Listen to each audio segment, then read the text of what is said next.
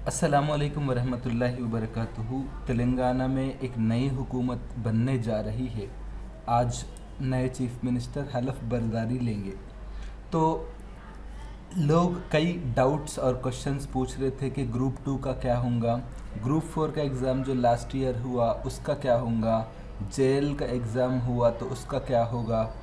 तो ये सब चीज़ों के बारे में लोग डाउट्स पूछ रहे थे और ये भी ख़दशा ज़ाहिर कर रहे थे कि ग्रुप टू का एग्ज़ाम पोस्टपोन होगा क्या और ग्रुप वन के एग्ज़ाम का क्या होगा, जो कि सुप्रीम कोर्ट में मामला चल रहा। तो मैं भी जो है कई यूट्यूब चैनल्स पे देख रहा था तेलुगु के कि वो लोग क्या बोलते, लेकिन कोई भी पक्की बात नहीं बोल रहे थे, सब अपने अपने अंदाज़े पे गोली मार रहे थे। तो मैं चाह रहा था कि इस मामले में कोई अथेंटिक इन्फॉर्मेशन मिले। मेरे को भी मालूम है, लेकिन मैं जो अनवेरीफाइड सोर्सेस है वो मालूमात नहीं देना चाह रहा था।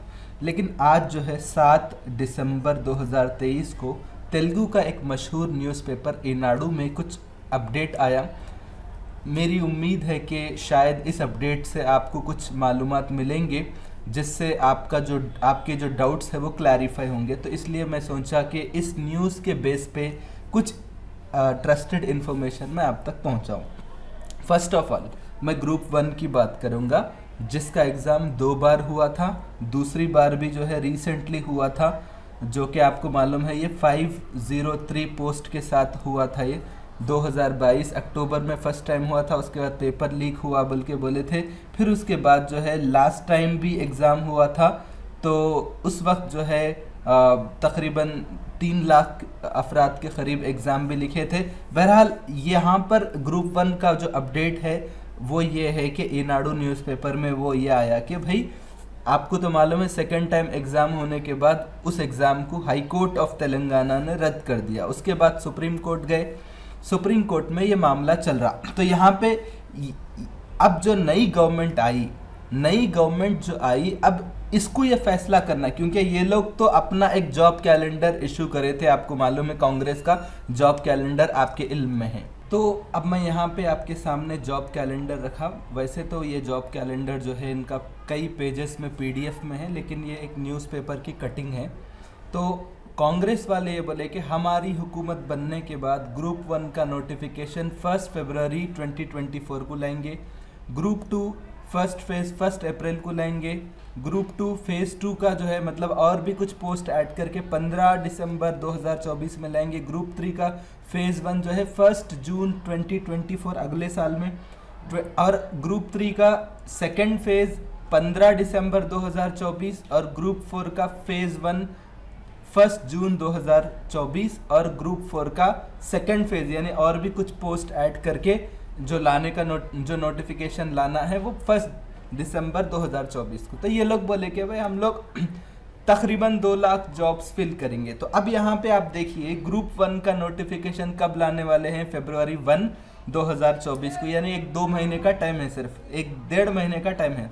तो यहाँ पर न्यूज़पेपर में क्या बताया कि हो सकता कि ये लोग जो सुप्रीम कोर्ट मतलब यहाँ पे ये देखिए आप, नई हुकूमत का फैसला ही सबसे ज़्यादा अहम होने वाला है।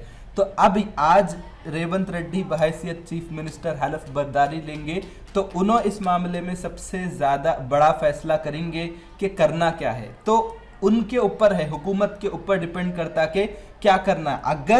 अगर समझिए कि अगर ये है कि इस जो मौजूदा ग्रुप वन का नोटिफिकेशन है इसको रद्द कर देना है, तो इनको सुप्रीम कोर्ट में जो पिटीशन है इसको वापस लेना पड़ता। फिर जो है जैसा इनका वादा है कि 1 फरवरी को लाएंगे, तो ये 503 ग्रुप वन के जितने पुराने नोटिफिकेशन के पोस्ट हैं इसमें कुछ नए पोस्ट ऐड करना पड़ेगा। जैसा ये लोग भी बोल रहे हैं 2 लाख जॉब्स हैं, तो जाहिर सी बात है कुछ पोस्ट इनको ऐड करके एक फ्रेश नोटिफिकेशन जारी करना पड़ेगा।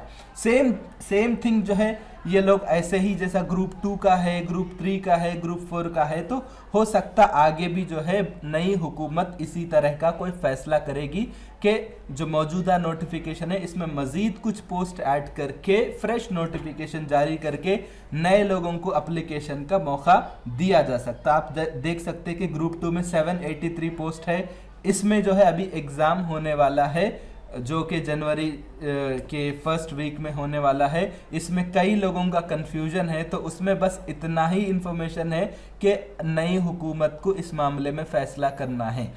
बोला ये जा रहा कि हो सकता कि टीएसपीएससी का जो बोर्ड है इसको एबॉलिश किया जा सके, क्योंकि कांग्रेस वाले खुद ये बोले कि भाई ये बोर्ड करप्ट है, इस पे हम लोग भरोसा नहीं कर सकते, और इस बोर्ड के साथ, इस बोर्ड की निगरानी में, गार्डियनशिप में कोई एग्ज़ाम हम कंडक्ट नहीं करते, ये बोर्ड को रद्द करना पड़ता। तो जाहिर सी बात है अब मौजूदा बोर्ड के साथ तो ये लोग आगे नहीं बढ़ सकते, क्योंकि इनका इलेक्शन कैंपेन ही इसी के बेस पे हुआ था। नौजवान आप जैसे हम जैसे लोग ही वोट डाल के जिताए थे। तो जाहिर सी बात है कांग्रेस वाले नाराज नहीं कर सकते। सेम थिंग ग्रुप 2 का एप्लीकेशन लास्ट ईयर आपको मालूम है हम लोग फरवरी या मार्च में अप्लाई करें, अभी तक एग्जाम का डेट डिक्लेयर नहीं हुआ। तो हो सकता कि वो नोटिफिकेशन में जो लोग अप्लाई करें, और यहाँ पे ग्रुप 3 के मामले में 1 जून को ये लोग नोटिफिकेशन की बात कर रहे, हो सकता वो नोटिफिकेशन के जो पोस्ट 1300 के करीब है, 1380 के करीब है, उसमें नए पोस्ट ऐड करके नए लोगों का मौका दिया जाएगा। और चौथी बात ग्रुप 4 की जो बात है, ये सब ये न्यूज़पेपर में जो लिखा हुआ वो बोल रहा हूँ मैं।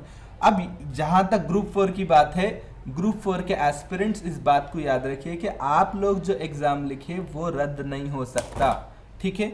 मतलब ग्रुप 4 का जो एग्ज़ाम हुआ उसका रिजल्ट आना बाकी है, की भी जारी हो गया, अब वो एग्ज़ाम रद्द नहीं हो सकता, क्योंकि ग्रुप 1 का एग्ज़ाम रद्द हुआ ना तो ग्रुप 4 का क्यों नहीं होता। तो ग्रुप 1 में कुछ गलतियां थी, पेपर लीक होने की बात थी, ये दूसरी चीज़ें थी।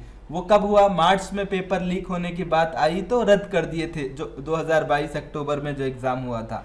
लेकिन ग्रुप 4 का एग्ज़ाम जो हुआ था उस पर किसी को एतराज़ नहीं था, किसी भी अदालत में इसके खिलाफ कोई मुकदमा नहीं है, कोई केस, कोई पिटिशन, कोई केस फाइल नहीं करे थे। तो जाहिर सी बात है, मेरे को तो ऐसा नहीं लग रहा कि कोई पिटिशन चूंकि नहीं है, कोई मजबूत दावा नहीं है, तो लिहाजा ग्रुप 4 का जो एग्ज़ाम जो लोग लिखे वो रद्द नहीं हो सकता। आपका एग्ज़ाम का रिजल्ट हो सकता कि 1-2-3 महीनों में आ जाए, तो उस पे आप बेफिक्र रहिए कि आपका एग्ज़ाम कुछ नहीं होता। सेम थिंग जेएल के मामले में, जेएल के मामले में जो जूनियर लेक्चरर का है, इसका जो है फाइनल की भी आ गया, तो रिजल्ट भी आने वाले हैं। बस इतनी ही बात है कि रिजल्ट आने वाले हैं, ये भी जेएल का एग्ज़ाम रद्द नहीं होगा। अब अगर दूसरे कुछ एग्ज़ाम्स है, जैसा पुलिस का एग्ज़ाम है, तो इसमें जो है कुछ टेक्निकल इश्यूज हैं, वो भी प्रोसेस आगे बढ़ेगा, वो भी कोई ऐसा नहीं है कि नई हुकूमत आएंगी तो रद्द नहीं करेंगी। और जो टीचर्स का जो रिक्रूटमेंट प्रोसेस है 5089 जॉब्स का, उसमें भी जो है एग्ज़ाम होने वाला है, तो उसमें कोई ज़्यादा क्लैरिटी यहाँ पे नहीं है।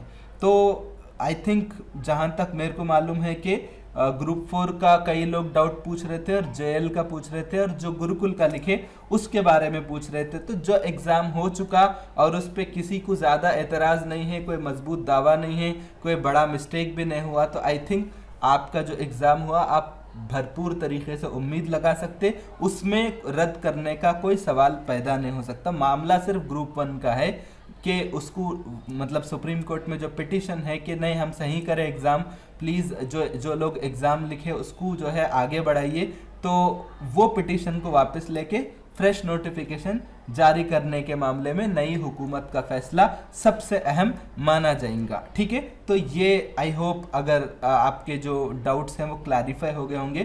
तो ये सारी चीज़ें नई हुकूमत पे डिपेंडेड हैं। तो और ये भी बता रहे हैं कि कांग्रेस पार्टी जो है अपने नोटिफिकेशन की वजह से मशहूर है, अपने रिक्रूटमेंट प्रोसेस में जो इफेक्टिवनेस है उसमें काफ़ी ज़्यादा मशहूर है।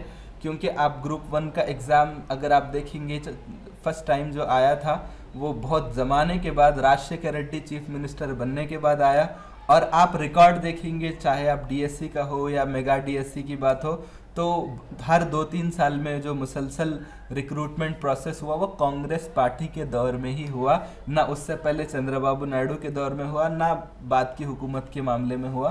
तो अक्सर लोगों की जो राय है वो मैं आपसे शेयर कर रहा हूँ कि कांग्रेस पार्टी अपने वादों को पूरा करने में एक कहावत, ऐसी बात मशहूर है कि they will fulfil there promises, ठीक है, बहुत बहुत शुक्रिया, थैंक यू सो मच। अगर आपको कोई डाउट है तो कमेंट बॉक्स में करिए, ज़रूर मैं उनका जवाब देने की कोशिश करूँगा। Thank you.